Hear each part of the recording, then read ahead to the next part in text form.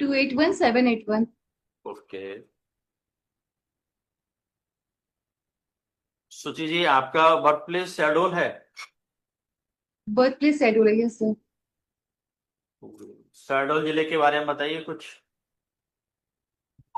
Sir schedule birth place है, but मैं बहुत सालों से कटनी जिले में रह रही हूँ।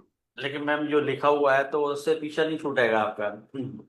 या तो इसमें अच्छा, आप ओके। लिखिए मत, है ना? यदि आपने डैफ में लिखा है तो वो तो तैयार जी। कर लीजिएगा आप, है ना? चलिए, भारतीय ज्ञान परंपरा के बारे में बताइए। सर भारतीय ज्ञान परंपरा हमारी प्राचीन भारतीय संस्कृति और सभ्यता को बताती है, जो कि बहुआयामी बौद्धिक विरासत को भी दर्शाती है। ये हजारों वर्षों से चली आ रही है और ये हमारे जीवन के हर क्षेत्र, गणित, दर्शन, अध्यात्म, धर्म, कृषि, हर क्षेत्र इसमें सम्मिलित है। और ना ही केवल ये अध्यात्म या दर्शन बस से रिलेटेड, ये हमारे जीवन को सही दिशा में निर्देशित करने के लिए भी उपयोगी है। इसमें जीवन से संबंधित, जीवन के से संबंधित सारे क्षेत्र इसमें सम्मिलित किए गए हैं। जैसे गणित में दशमलव हो या शून्य प्रणाली है, जिसका आज भी यूज किया जाता है। और योग है, वो भी यूज किया जाता है। आज आज के समय में इसका भी बहुत ज्यादा यूज हो रहा है। तो जीवन के हर क्षेत्र को टच करने के लिए भारतीय ज्ञान परंपरा बहुत इंपॉर्टेंट है। और साथ ही जो हमारी नई एजुकेशन पॉलिसी है, उसमें भी भारतीय ज्ञान परंपरा को बहुत ही ज्यादा महत्व दिया गया है। ओके। सुची जी, आज का न्यूज़पेपर पढ़ा था आपने? जी सर। न्यूज़पेपर आज का पढ़ा हुआ है आपने? नहीं सर। नहीं पढ़ा? चलो, तो अभी कौन सी न्यूज चर्चा में है? न्यूज तो अभी क्रिकेट हुआ है, उसका अच्छा चल रहा था कि लोग, जो हमारे यहाँ के इंडियन टीम्स हैं, उन्होंने उसको थोड़ा सा अवार्ड नहीं लिया था। कौन सा मैच हो रहा था? एशिया कप चल रहा था सर। कौन से नंबर का था? फाइनल मैच में। नहीं नहीं, मतलब एशिया कप कौन से नंबर का था?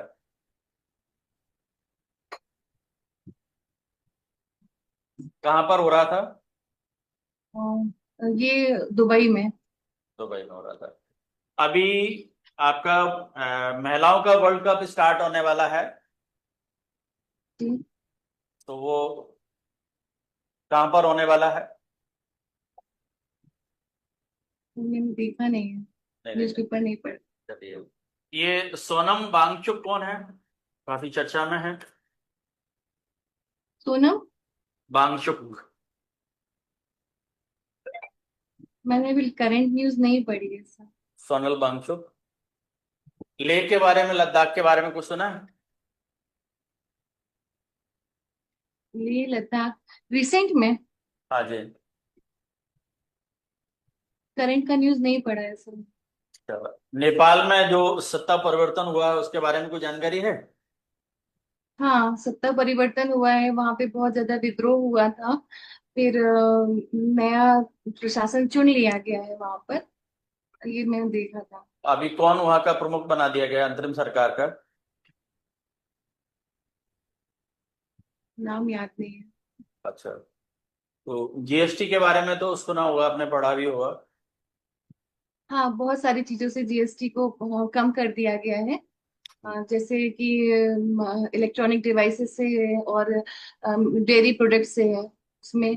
और जैसे रेस्टोरेंट वगैरह में भी जीएसटी वगैरह लगता था, उसको भी हटा दिया गया है, जीएसटी नहीं ले रहे हैं।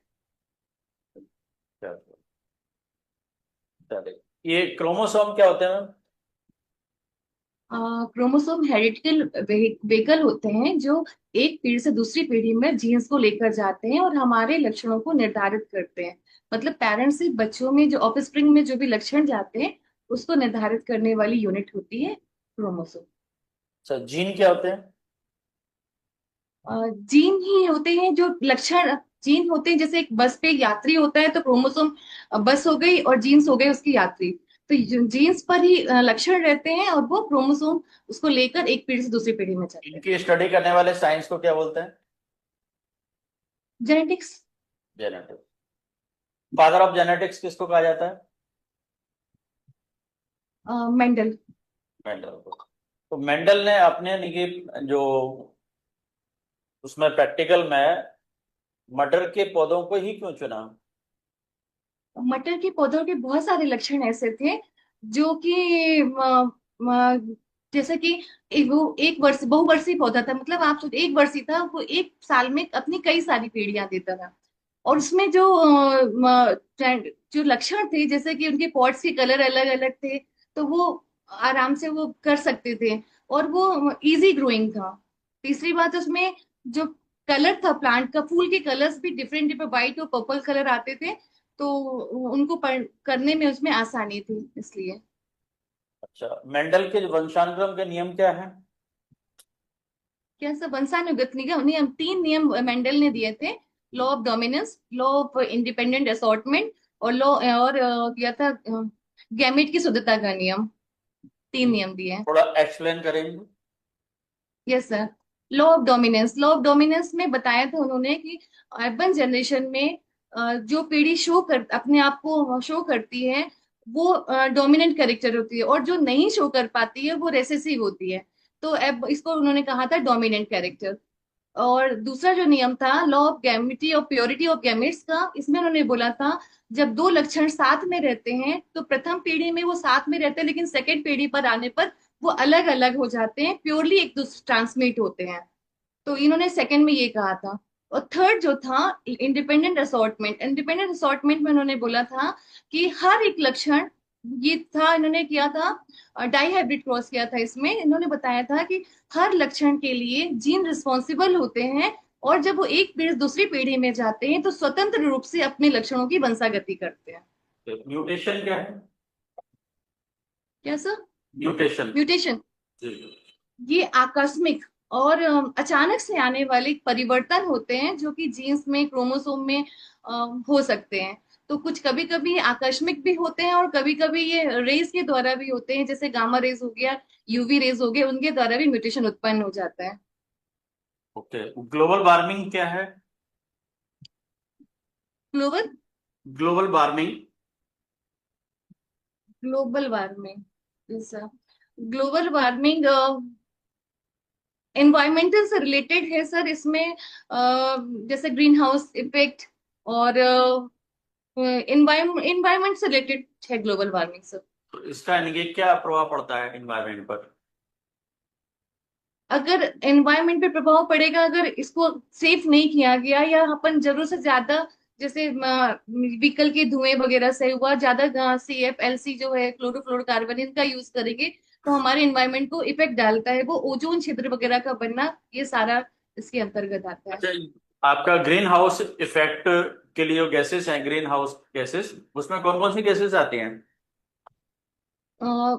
CFLC और कार्बन डाइऑक्साइड। और भी आती हैं क्या? क्लोरोफ्लोरोकार्बन है और CO2 है, ये दो है मेन। चलिए ठीक है। अच्छा, ये ग्रीन हाउस गैसेस के जो उत्सर्जन को कैसे कम किया जा सकता है? ग्रीन हाउस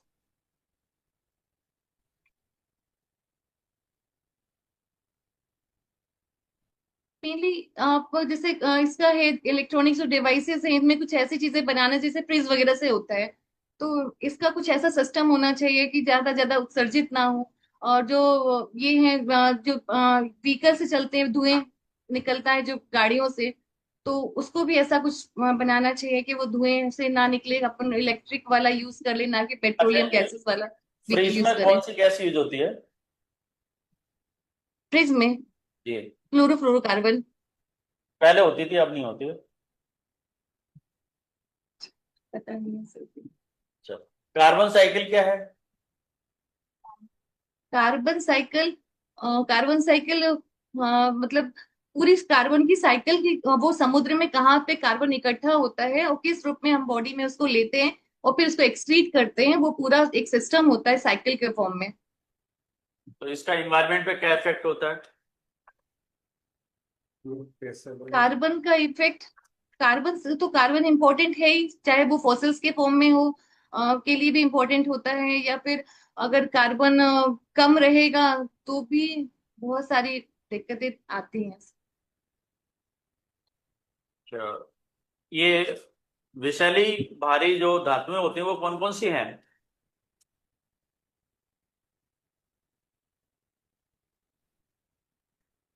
तो मैंने अभी इसको देखा नहीं है, कि वाला क्वेश्चन।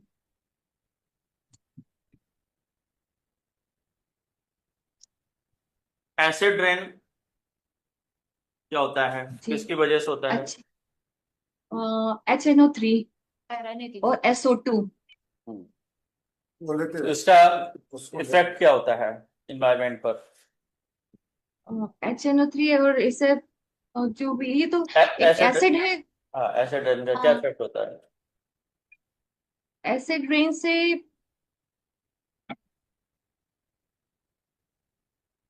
देख लूंगी सर इसको थोड़ा सा। चलिए। हाँ। अच्छा सुचि जी, आप ये बताइए, आपने एंटोमोलॉजी से एमएससी करा है ना? जी। तो ये बताइए, इंटीग्रेटेड पेस्ट मैनेजमेंट क्या होता है, आईपीएम? इंटीग्रेटेड पेस्ट मैनेजमेंट, जब इंटीग्रेटेड पेस्ट मैनेजमेंट मीन्स क्या, जब इंसेक्ट को एज अ पेस्ट के रूप से मतलब उसे बचाना। आप जैसे अपन ये कह सकते हैं कि पेस्ट होते हैं, इंसेक्ट से पेस्ट हुए, प्लांट्स को खाने वाले जो होते हैं वो पेस्ट हो गए, इंसेक्ट जो भी हार्म कर रहे हैं। तो उससे बचाने की जो प्रोसीजर होती है, वो पूरा इंसेक्ट पेस्ट मैनेजमेंट में आ जाती है। इंसेक्ट नहीं, इंटीग्रेटेड पेस्ट मैनेजमेंट पूछ रही हूँ, IPM. Integrated pest management insect के थ्रू ही जो उनका बचाव किया जाता है प्लांट्स का, वो इंटीग्रेटेड पेस्ट मैनेजमेंट में, कि कैसे कैसे उनको बचाना है, ये सारा। तो उसको तो ठीक ही है, पेस्ट का मैनेजमेंट ही तो कर रहे हैं कि हम हमारे जो पेस्ट से किसी प्रकार का खतरा ना होने पाए, ठीक है, लेकिन किस तरीके से करते हैं ये पूछ रही हूँ मैं, इनको इसको पढ़ लेना एक बार, ठीक है। अच्छा ये बताओ, बीटी कॉटन, बीटी कॉटन के बारे में सुना है आपने? बीटी नहीं। कॉटन और जो कीट उसको अफेक्ट करता है, ठीक है, जो नॉर्मल कॉटन को जो कीट अफेक्ट करता है, तो उसके कीट नियंत्रण के बारे में बताइए। पीटी कॉटन तो जानती हूँ, लेकिन दोनों का जो वो डिफरेंस नहीं पता है, अभी देख कि लेंगे। जो फिर जो कीट है वो बीटी कॉटन को प्रभावित क्यों नहीं कर पाता, ऐसा क्या हो जाता है उसमें, क्या कर दिया गया उसमें? मैडम बीटी वैसे कॉटन बीटी है। कॉटन तो, वो तो जेनेटिकली फॉर्म्ड है बीटी कॉटन हम्म। का, बट मैं तो इसको देख लूंगी इसमें मैडम किया ध्यान। क्या गया है, उसको जेनेटिक मॉडिफाइड किया गया ना, जीएमओ। तो उसमें किया क्या गया है, कॉटन में क्या चेंज किए गए हैं ऐसा कि वो कीट से प्रभावित नहीं होता है? कुछ तो किया गया होगा जो नॉर्मल कॉटन में नहीं है। चलिए, अच्छा ये बताइए, उसमें क्या है कि कुछ जीन जो है वो चेंज कर दिए गए हैं, कुछ बैक्टीरियल जीन जो है उनको इंजेक्ट किया गया है, ठीक है, तो उसको पढ़ लीजिएगा, जिससे कि जब कीट उसको खाने आता है तो वो खुद ही नष्ट हो जाता है। चलिए, अच्छा ये बताइए, सोशल इंसेक्ट क्या होते हैं, इसके कुछ उदाहरण दीजिए, सोशल इंसेक्ट। सोशल इंसेक्ट में हनी बीज हैं, और ये टर्माइट्स वगैरह हैं। ये जो कॉलोनी फॉर्म करते हैं, और इनमें लेबर, डिवीजन ऑफ लेबर पाया जाता है। जैसे क्वीन होती है, वर्कर होते हैं, और जिनके मेल होते हैं, ये सारे अलग अलग काम को निर्धारित करते हैं, इसीलिए सोशल वर्कर ये कहलाते हैं। टर्माइट को किससे किस प्रकार हम कंट्रोल कर सकते हैं? टर्माइट अक्सर समस्या देखी जाती है इनकी, तो हाँ, किस प्रकार के जो केमिकल्स हैं उनका यूज कर सकते हैं इनको कंट्रोल करने के लिए? टर्माइट के लिए वो टर्माइट के जो केमिकल्स आते हैं मार्केट में बने बनाए, उसी को स्प्रे करते हैं टर्माइट के लिए। कुछ लकड़ियों पर्टिकुलर पे कर देते नाम, हैं, दीवारों पे कर देते हैं। हाँ, कुछ पर्टिकुलर नाम तो होगा कुछ। नहीं मालूम। चलिए, अच्छा ये बताइए, पेरेंटल केयर क्या होता है और कहाँ देखने को मिलता है? पेरेंटल केयर, जब एक पेरेंट्स अपने बच्चे की केयर करता है, ये मेनली हाँ, एम्फीबियंस में देखने को मिलता है। इसके सैलामेंडर में अलावा? भी देखने को मिलता है, इख्तियोफिस में देखने को मिलता है। ठीक है, और? बहुत सारी फिशेज में देखने को मिलता है ये। चलिए, एक दो एग्जांपल बता दीजिए, कुछ ऐसी फिश हैं जो अपने मतलब पेरेंटल केयर में माउथ में केयर करती है।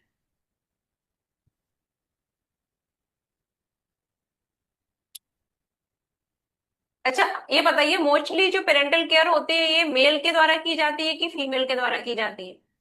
मेल के द्वारा की जाती है। मेल के द्वारा की जाती है, गुड। अच्छा ये बताइए, शहडोल, ठीक है। आप शहडोल से भी हैं, आपका जन्म स्थान जो है शहडोल में हुआ है। शहडोल में कुछ वाइल्ड लाइफ सेंचुरी या नेशनल पार्क के बारे में आप जानती कि जो शहडोल में हो? शहडोल संभाग में बांधवगढ़ नेशनल पार्क है, जो उमरिया जिले के अंतर्गत आता है। और पर्टिकुलर तो शहडोल की बात अगर करूँ तो किसी प्रकार की कुछ सेंचुरी वगैरह कुछ है, अभ्यारण्य? हाँ, एक है अभ्यारण्य है वहां पर, बट मुझे नाम याद नहीं। एक अभ्यारण्य है मैम वहां पर, पनपथा तो नहीं है? नाम याद। हाँ, पन, पनपथा। पनपथा। तो जी। आप अपने डिस्ट्रिक्ट के बारे में तो जो है आपका शहडोल, उसके बारे में थोड़ा पढ़ लीजिएगा। अच्छा ये बताइए कि फर्मेंटेशन क्या है? Ferment fermentation. हाँ जी।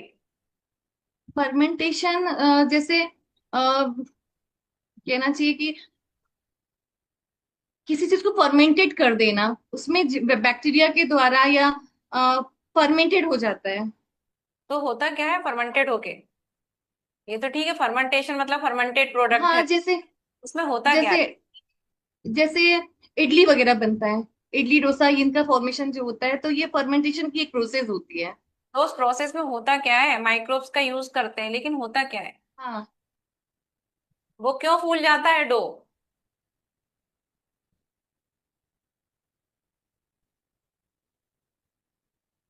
देख लोगे मैडम।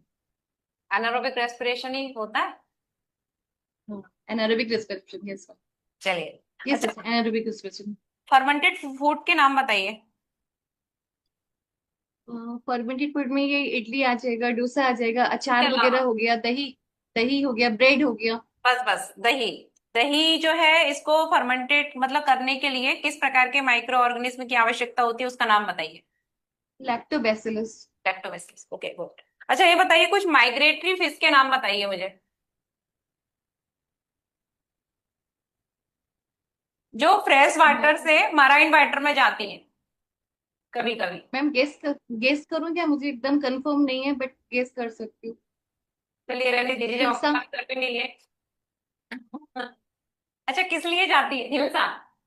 हिल्सा कहाँ पाई हाँ जाती है? अच्छा हिल्सा कहाँ पाई जाती है बताइए, किस क्षेत्र में? अभी मैम, देवी एक्चुअली पूजा चल रही ये है आज। मैडम, एक्चुअली ये, हाँ।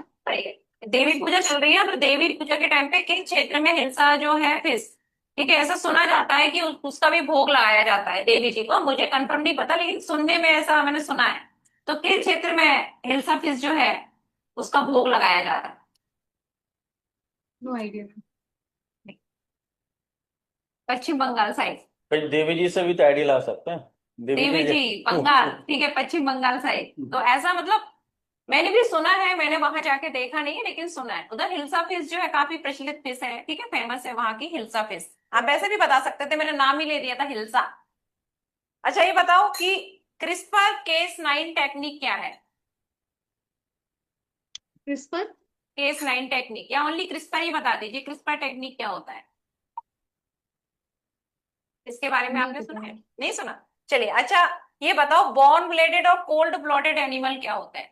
गर्म रक्त वाले और ठंडे रक्त वाले। जी मैम, वार्म ब्लडेड जैसे ह्यूमन वगैरह है, मैमल्स से सारे वार्म ब्लडेड में आ जाते हैं। कोल्ड ब्लडेड में जो लोअर इनवर्टिब्रेट्स वगैरह है, सारे कोल्ड ब्लडेड एनिमल्स में आते हैं। ये तो आपने बता दिया, ठीक है, कि क्या क्या आते हैं। हाँ तो होते क्या है आखिर? क्यों इनको वार्म ब्लडेड कहा गया? हमको क्यों वार्म ब्लडेड बोलते हैं? आखिर मैम, हमें एक्चुअली क्या क्या है, करना? ये ब्लड हाँ, को अपना जो टेम्परेचर को ये मेंटेन कर लेते हैं वेदर के अनुसार। तो ये वार्म ब्लडेड में आ गए, और जो नहीं कर पाते हैं वो कोल्ड ब्लडेड में आते हैं। जैसे एग्जाम्पल, जैसे आपने देखा होगा, कुछ एग्जाम्पल बताइए जो नहीं कर पाते हैं कोल्ड ब्लडेड के, एक दो एग्जाम्पल बताइए जो आपको अक्सर दिखाई देता है आसपास, ऐसे कुछ जीव जो आपने देखे होंगे।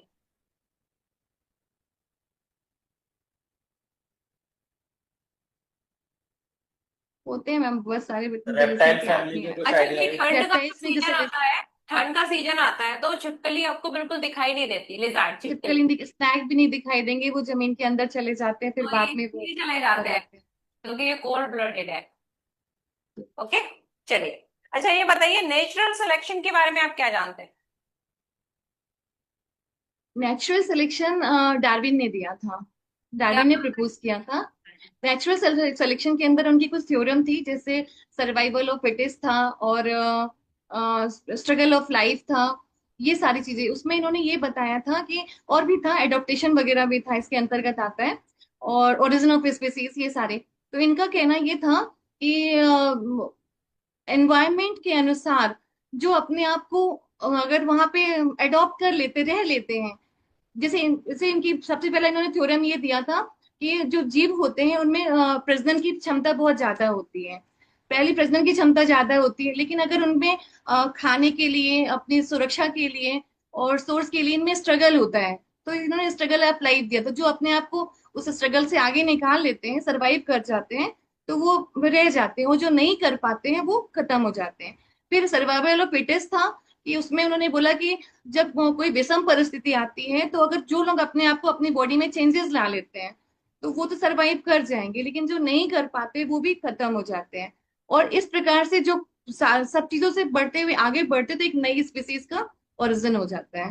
ओके, ये ये सारा नेचुरल सिलेक्शन आपने के बताया, अंतर्गत था। ये डार्विन ने बताया था, ये किससे रिलेटेड था, किससे संबंधित था, सब कुछ किसके बारे में बताया था? एवोल्यूशन। इवोल्यूशन, उद्विकास।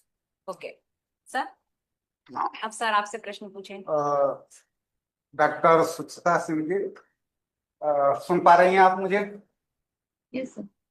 ठीक। ये गोल्डन राइस क्या होता है? गोल्डन राइस, कृष्ण मूर्ति जी थे, उन्होंने दो, एक था जौ, टिटिकम एस्टिवम, और राइस, उसको गेहूं की एक जाति को मिलाकर नहीं, दो चीजों को मिलाकर उन्होंने गोल्डन राइस का फॉर्मेशन किया था।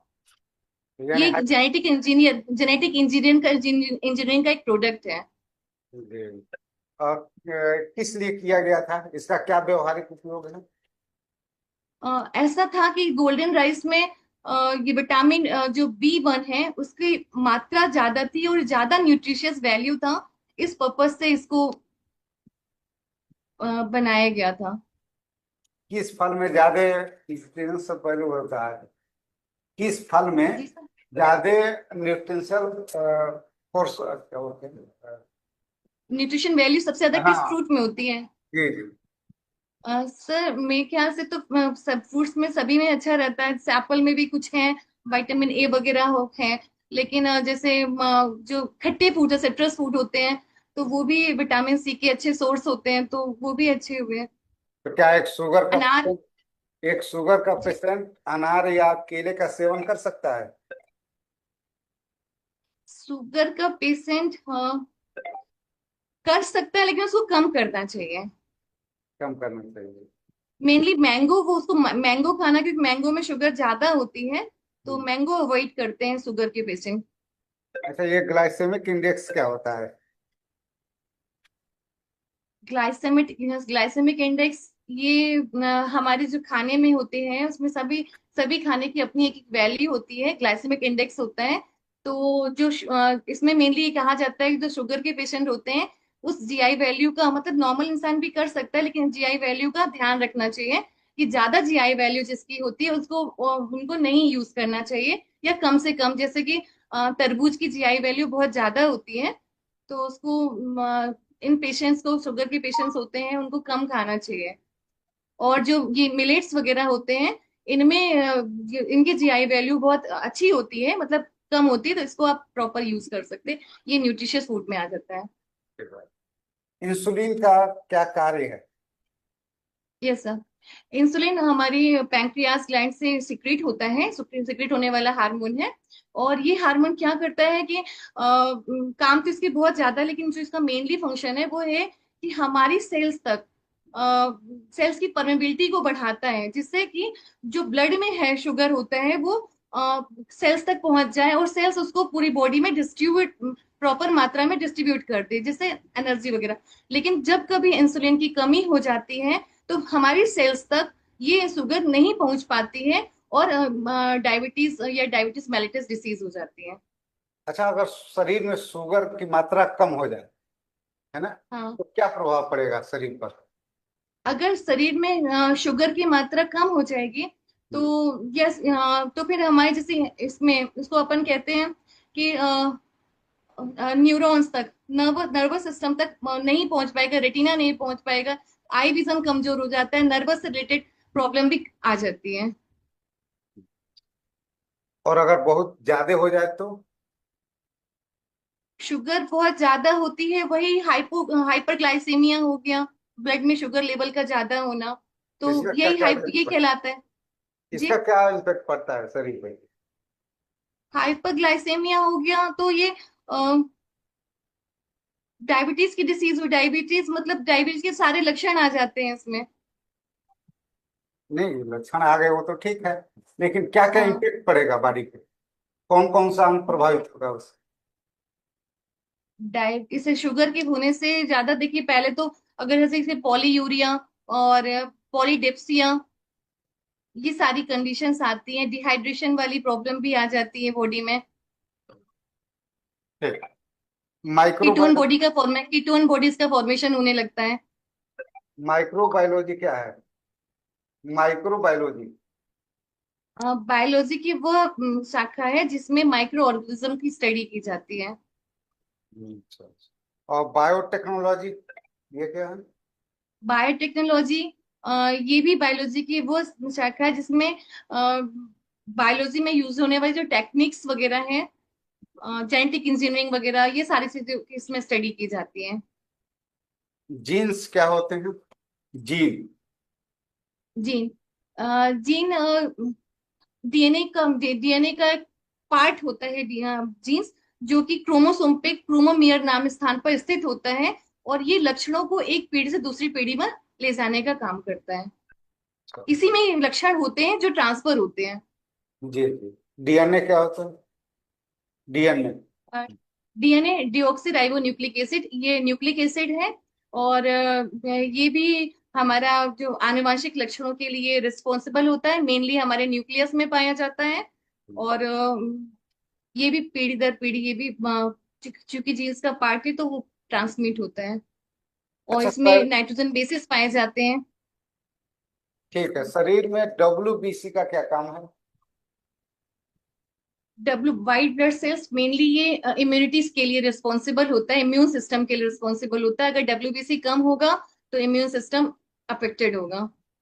ठीक। इसमें डब्ल्यूबीसी बहुत सारे होते हैं, जैसे मोनोसाइट्स, लिम्फोसाइट्स और न्यूट्रोफिल्स, ये सारे डब्ल्यूबीसी। अच्छा, म्यूटेशन क्या होता है? उत्परिवर्तन, म्यूटेशन। म्यूटेशन, म्यूटेशन आकस्मिक रूप से अचानक होने वाले परिवर्तन होते हैं, जो किसी भी कारण से हो जाते हैं। कभी कभार किसी मेडिसिन के थ्रू, जैसे मस्टर्ड गैसेस वगैरह, मस्टर्ड ऑयल वगैरह के दौरान, या किसी रेस के द्वारा उत्पन्न होते हैं, तो उसके कारण जीन्स में चेंजेस आ जाता है, जैसे जीन म्यूटेशन होता है, क्रोमोसोम म्यूटेशन होता है, ये सारे। जैसे हमारे एग्जाम्पल में सिकल सेल एनीमिया में भी जीन म्यूटेशन पाया जाता है। अच्छा, बॉटनी में और माइक्रोबायोलॉजी में क्या समानता है, क्या असमानता है? बॉटनी और माइक्रोबायोलॉजी। बॉटनी प्लांट्स रिलेटेड है, और ये माइक्रोबायोलॉजी माइक्रो ऑर्गेनिज्म। तो क्या इन दोनों का कोई आपस में संबंध है?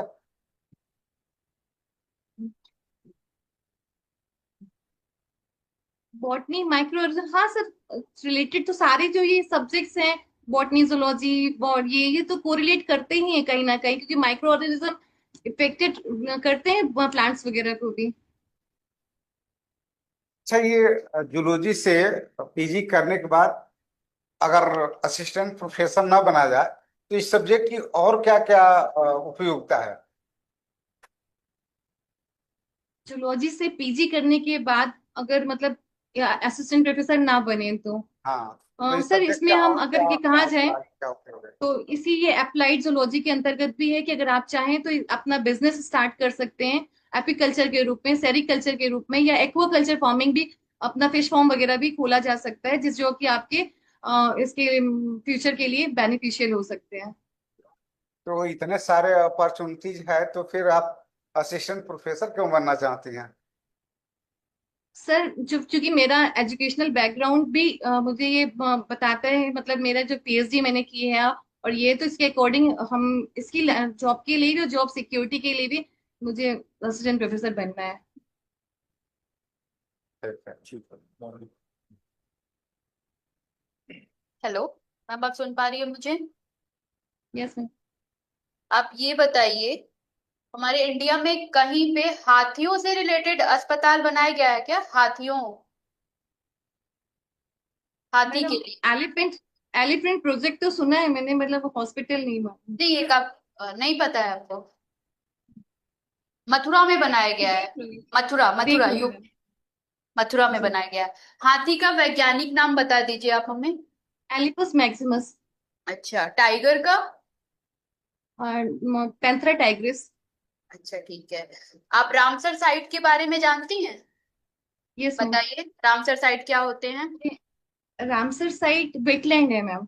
हम्म। और ये 1971 में ईरान में रामसर नाम के सिटी पे एक समिट की गई थी वेटलैंड्स के लिए, वेटलैंड के कंजर्वेशन के लिए, कि ठीक वहां पर बायोडाइवर्सिटी अच्छी खासी होती है, उसकी कंजर्वेशन के लिए ये वेटलैंड बनाया गया था। क्योंकि ये रामसर में हुआ था, इसलिए इसको रामसर साइट कहा गया। ठीक है इंडिया में हमारे 91 ठीक वेटलैंड है और एमपी में 5 हैं। ठीक है। इंडिया में कितने हैं? 91। 91, 93 हो गए हैं। अभी 3 दिन पहले की न्यूज है, बिहार में 2 लेटेस्ट बने हैं। Okay ma'am. बिहार के एक बक्सर पे बना है और एक चंपारण में बना है, तो 93 हो गए हैं टोटल अभी। ठीक है। रेटिनॉल किसका वैज्ञानिक नाम है? रेटिना विटामिन ए का। अच्छा ठीक है। क्या हमारा हृदय कभी आराम करता है? हमारा जो हार्ट है कभी आराम करता है? थोड़ा सा सिस्टोलिक और डायस्टोलिक के बीच में थोड़ा सा हाँ। गैप मिलता है उनको हार्ट को रेस्ट करने के लिए। हाँ ठीक है। ईसीजी का फुल फॉर्म क्या है? इलेक्ट्रोकार्डियोग्राम। अच्छा ठीक है। क्या आप बता सकते हैं मेडिसिन की फील्ड में पहला नोबेल पुरस्कार किसे मिला था? इंडियन है कोई मेडिसिन के क्षेत्र में?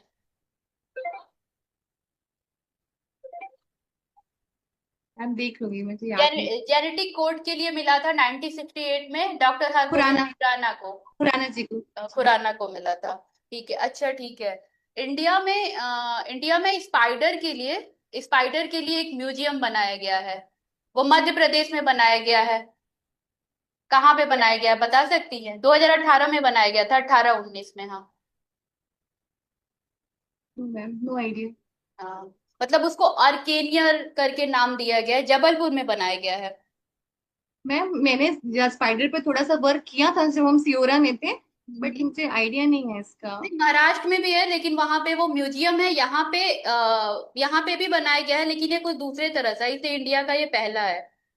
ठीक है। अभी लद्दाख काफी चर्चा में था, तो लद्दाख के उपराज्यपाल का नाम बता सकती हैं आप? Vice governor? सॉरी मैडम, मैंने मैंने न्यूज नहीं देखी है, अभी फिलहाल की न्यूज नहीं देखी है। ठीक है। कविंद्र गुप्ता उनका नाम है। कविंद्र गुप्ता। और शीतल देवी अभी काफी चर्चा में है, क्यों?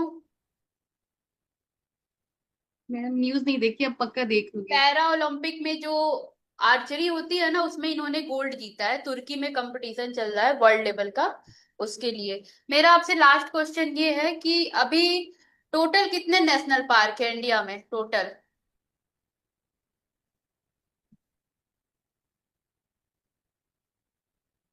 एमपी में तो 12 है, 11 है वैसे, एक प्रपोज्ड है। अभी और तो 12 है टोटल। हाँ हाँ। हाँ, ओमकारेश्वर है, और पूरे इंडिया में मे बी 118। नहीं नहीं, 107 है। 107 है। जो 107th वाला है वो अभी लेटेस्ट में बना है, आई थिंक मार्च अप्रैल में बना है, मतलब 2025 में ही बना है वो। एक बार आप देख लीजिएगा। ठीक है, थैंक यू।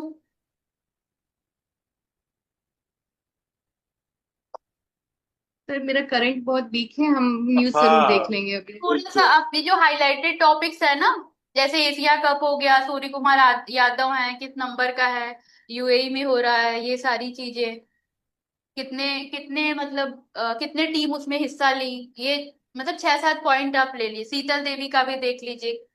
ठीक है। ये बस। ठीक है, बाकी सर बताएंगे। सर। जी सुचि जी, मुझे ऐसा लग रहा है कि थोड़ा सा अभी आपने स्टडी कम कर दी है, या थोड़ा सा आप इंटरव्यू का भी कम फोकस कर रहे हैं? एक्चुअली सर, इस समय कॉलेज का बर्डन बहुत ज्यादा है, तो अ, अपनी सेल्फ की पढ़ाई के लिए मौका नहीं मिल रहा, मुझे छुट्टियां लेनी पड़ेगी तभी ऐसा होगा। और मैंने थोड़ा एंटोमोलॉजी को नहीं पढ़ा है, आपको एंटोमोलॉजी पे थोड़ा ध्यान देना पड़ेगा, ये हमें फील होता है ये। और चूंकि हमारे यहाँ कॉलेजेस में एंटोमोलॉजी नहीं है, वहां पे एक्वाकल्चर फिश चलता है, तो हम बाकी सब्जेक्ट देख लेते हैं लेकिन एंटोमोलॉजी की ओर नहीं जाते, इसलिए ये और क्वेश्चन आपका हमारे स्पेशलाइजेशन उसी में है, एमएससी एंटोमोलॉजी से ही है, तो प्रश्न पूछ सकते हैं आपसे, इसको देख लीजिएगा। पिछली बार मुझे थोड़ा सा ज्यादा अच्छा लगा था, हालांकि इस बार भी है, लेकिन थोड़ा सा मुझे ऐसा लगा कि कहीं आपका लैक ऑफ स्टडी है ना, थोड़ा सा स्टडी आप कर लीजिएगा, और हो सके तो जितनी जल्दी हो छुट्टी ले लो, क्योंकि आपकी यानी कि रिजेक्टेड स्टूडेंट की लिस्ट तो आ ही चुकी है, तो डेट कभी भी आ जाएगी, है ना, तो 15-20 दिन में आपका यानी कि आ भी सकता है। थोड़ा सा या तो आप छुट्टी ले लो, या फिर आप अपना टाइम निकालो स्टडी के लिए। मतलब ओवरऑल वैसे पर्सनालिटी वाइज आपका सब बढ़िया है, पहले भी अच्छा था और अभी भी अच्छा है।